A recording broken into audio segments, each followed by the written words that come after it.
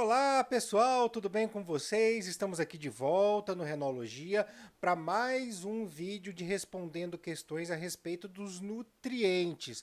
O primeiro vídeo já saiu, se você perdeu, estou deixando aqui o card para vocês. Lá a gente fala das questões de carboidratos, questões de ciclos biogeoquímicos e hoje nós falaremos de questões de ácidos nucleicos e proteínas, incluindo, obviamente, aquilo que mistura esses dois itens, que é a síntese proteica. Mas antes da gente começar, aquele ritual padrão de todo vídeo. Se você é novo por aqui, inscreva-se no canal, ative as notificações, dê o seu like maneiro para ajudar o canal a crescer, pega papel e caneta, porque é hora do estudo. Então, vamos lá, vamos começar. Primeira questão do Enem de 2014. Um pesquisador percebe que o rótulo de um dos vidros em que guarda um concentrado de enzimas digestivas está ilegível. Ele não sabe qual enzima o vidro contém, mas desconfia de que seja uma protease gástrica, que age no estômago digerindo proteínas. Sabendo que a digestão no estômago é ácida e no intestino é básica, ele monta 5 tubos de ensaio com alimentos diferentes. Adiciona o concentrado de enzimas em soluções com pH determinado e guarda para ver se a enzima age em alguns deles. Um experimento clássico para a gente poder compreender as características, os pré-requisitos da melhor ação enzimática de uma enzima. O tubo de ensaio em que a enzima deve agir para indicar que a hipótese do pesquisador está correta é aquele que contém. Bem, vamos lá para as alternativas. A. Cubo de batata em solução de pH 9, pedaço de carne em solução de pH 5, clara de ovo cozida em solução de pH 9, porção de macarrão em solução de pH 5, bolinha de manteiga em solução de pH 9. Aqui, para essa questão, nós precisamos buscar dois itens. O primeiro, um alimento que seja rico em proteínas, e o segundo, um pH que tenha caráter ácido, ou seja, que tenha um valor inferior a 7. 7 é o neutro, acima de 7 é alcalino, abaixo de 7 é ácido, certo? Então o que nós temos aqui? Se a gente for olhar para pH, a gente já elimina três questões, três alternativas na hora. A, a C e a E, porque as três possuem pH 9, que é um pH alcalino, então a gente vai ficar entre a alternativa B e a alternativa D. A alternativa D fala de porção de macarrão, que é um alimento rico em carboidratos. Já a alternativa B fala de um pedaço de carne, que é um alimento rico em proteínas. Por esse motivo, a gente vai ficar com a alternativa B, certo? Próxima questão, Enem de 2015. A palavra biotecnologia surgiu no século XX quando o cientista Herbert Boyer introduziu a informação responsável pela fabricação da insulina humana, em uma bactéria, para que ela passasse a produzir a substância. As bactérias modificadas por Herbert Boyer passaram a produzir insulina humana porque receberam. Bem, para a gente entender isso, a gente precisa saber de como funciona uma síntese proteica, já que a insulina é uma proteína que é assim, né, que no nosso organismo, né, é sintetizada por este processo. Então, a sequência de DNA codificante da insulina humana. B. A proteína sintetizada por células humanas. C. Um RNA recombinante de insulina humana. D. O RNA mensageiro de insulina humana é um cromossomo da espécie humana. Bem, vamos lá. Se eu estou modificando o genótipo, se eu estou atribuindo uma informação nova para uma bactéria, eu estou fazendo algo muito semelhante ao que o bacteriófago faz quando introduz uma informação na bactéria que causa a difteria. Bem, Naquele caso, eu estou deixando inclusive aqui o card para vocês do vídeo de vírus, tá? Naquele caso, o DNA do fago incorpora-se ao DNA bacteriano e a bactéria começa a produzir a toxina difitérica. Aqui no caso, a gente vai ter a produção da insulina. E aí o processo é exatamente o mesmo. Eu tenho uma fita de DNA, um pedaço de fita de DNA que corresponde a uma informação, e esta informação ela é incluída, ela é anexada ao DNA bacteriano. Ou seja, eu fico com a alternativa A sequência de DNA codificante da insulina humana. Por que não a E, um cromossomo da espécie humana? Porque a gente está falando de uma única informação e o cromossomo possui muitas informações, tá? E aí nas outras, no caso da proteína sintetizada, que é a B, é a mesma coisa que a gente faz para os tratamentos da insulina dependente, ninguém passa a produzir insulina porque recebeu a proteína. E quando a gente fala dos RNAs, né, eu estou falando de você fazer a síntese proteica, mas aquilo não fica como informação. Eu vou fazer a síntese da insulina só naquele momento, lendo lá o RNA mensageiro, e não vou ter essa informação para a bactéria. Por isso, alternativa A. Próxima questão. Enem de 2016. Recentemente, um estudo feito em campos de trigo mostrou que níveis elevados do dióxido de carbono na atmosfera prejudicam a absorção de nitrato pelas plantas.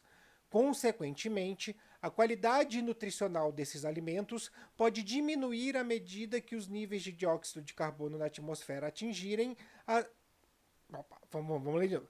Consequentemente, a quantidade nutricional desses alimentos pode diminuir à medida que os níveis de dióxido de carbono na atmosfera atingirem as estimativas para as próximas décadas.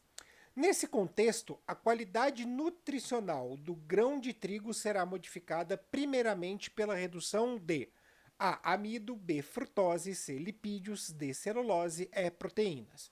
Bem, eu tenho aí, obviamente, um grupo de compostos que necessita do nitrogênio. Das alternativas que eu tenho, a B e a D são carboidratos, não precisam do nitrogênio. A gente já viu, são hidratos de carbono, ou seja, possuem apenas carbono, oxigênio e hidrogênio na sua composição. Temos aí, entre as duas que sobraram, a C, que é lipídios, e a E, proteínas. As proteínas são formadas por aminoácidos.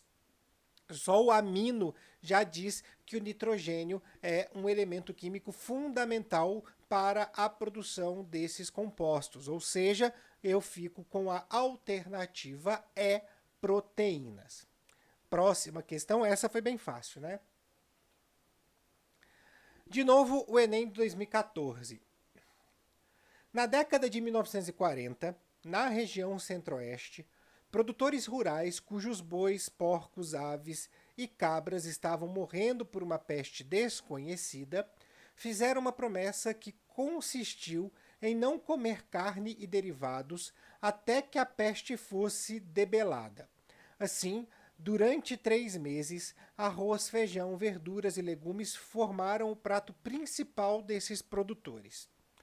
Para suprir o déficit nutricional a que os produtores rurais se submeteram durante o período da promessa, foi importante eles terem consumido alimentos ricos em A. Vitaminas A e E, B. Frutose e sacarose, C. Aminoácidos naturais, D. Aminoácidos essenciais, E. Ácidos graxos saturados. Bem, o que nós temos aqui? Vamos avaliar alternativa por alternativa. A, vitaminas A e E. Não, se eles estão comendo vegetais, e a gente sabe que as sementes possuem vitamina E, a gente sabe que as raízes, principalmente aquelas que são alaranjadas e avermelhadas, como beterraba e cenoura, possuem vitamina A, né, o beta-caroteno, então eu já elimino a alternativa A. Frutose e sacarose, bem, se eu não estou comendo carne nesse caso, mas estou comendo fruta, obviamente eu tenho aí a frutose e, é claro, eu não estou proibindo o açúcar né, que é a sacarose. Então isso continua. Afinal de contas, acho muito difícil ficar num sítio sem tomar um cafezinho, né? C. Aminoácidos naturais. Os aminoácidos naturais são aqueles que nós conseguimos produzir no nosso corpo. Então, se a gente consegue produzir no nosso corpo, obviamente eu não estou falando deles. E aí nos sobra a alternativa D ou a E. D ou a E. Aminoácidos essenciais ou ácidos graxos saturados. Nesse caso aqui, como eu estou com uma baixa fonte de proteínas, uma baixa fonte de aminoácidos que eu não consigo produzir, é óbvio que eu fico com a alternativa D, aminoácidos essenciais. Tudo bem? Fácil também. Vamos lá para a próxima. Enem de 2019, essa tá fresquinha. Atualmente, uma série de dietas alimentares tem sido divulgadas com os mais diferentes propósitos. Para emagrecer, para melhorar a produtividade no trabalho e até mesmo dietas que rejuvenescem o cérebro. No entanto, poucas têm embasamento científico, e o consenso dos nutricionistas é que deve ser priorizada uma dieta balanceada, constituída de frutas e vegetais, uma fonte de carboidrato, uma de ácido graxo insaturado e uma de proteína. O quadro apresenta 5 dietas com supostas fontes de nutrientes. Então, tenho aí dietas numeradas de 1 a 5, e aí tenho fontes que o quadro me diz que são de carboidrato, ácido graxo insaturado e proteína. Então a dieta 1 tem carboidrato, azeite de oliva, ácido graxo, peixe e proteína, carne de aves. A 2, carne de aves como carboidrato, ácido graxo tem mel e proteína nozes. Na 3, carboidrato nozes, ácido graxo peixes e proteínas mel. Na 4, carboidrato mel, ácido graxo azeite de oliva, proteína carne de aves. E na 5ª, carboidrato mel, ácido graxo carne de boi e proteína azeite de oliva. Bem, essa também é uma questão muito fácil, tá? Até a pergunta aqui, a dieta relacionada adequadamente com as fontes de carboidrato, ácido graxo insaturado e proteína é a... Bem, se a gente quiser fazer por eliminação, pensando numa resolução, já que eu tenho carboidrato primeiro, eu vou pegar primeiro uma fonte de carboidrato que me é coerente. Azeite não é uma fonte de carboidrato, carne não é uma fonte de carboidrato e nozes até tem um pouquinho, mas não é uma fonte tão boa assim de carboidrato. Mas eu tenho aí em ambas as questões o mel, tá? Na 4 e na 5, ambas as dietas, a 4 e a 5, eu tenho mel. Automaticamente eu já reduzo todas as minhas alternativas a essas duas, tá? A 4 e a 5. E o que vai me diferenciar é a próxima etapa, o ácido graxo. Tá? Na primeira aí, na 4, eu tenho azeite de oliva, que é sim uma excelente fonte de ácido graxo, e na outra, carne de boi, que é uma fonte melhor de proteína. Para complementar e a gente conferir, né, eu tenho carne de ave como proteína na 4, que é sim uma excelente fonte de proteína, e eu tenho azeite de oliva, que não é uma boa fonte de proteína, né, não é, a gente está falando de uma gordura, né, na 5. Automaticamente eu fico com a alternativa D, que é a dieta número 4. Próxima questão. De acordo com o Ministério da Saúde, a cegueira noturna ou niclatopia é uma doença caracterizada pela dificuldade de se enxergar em ambientes com baixa luminosidade. Sua ocorrência pode estar relacionada a uma alteração ocular congênita ou a problemas nutricionais.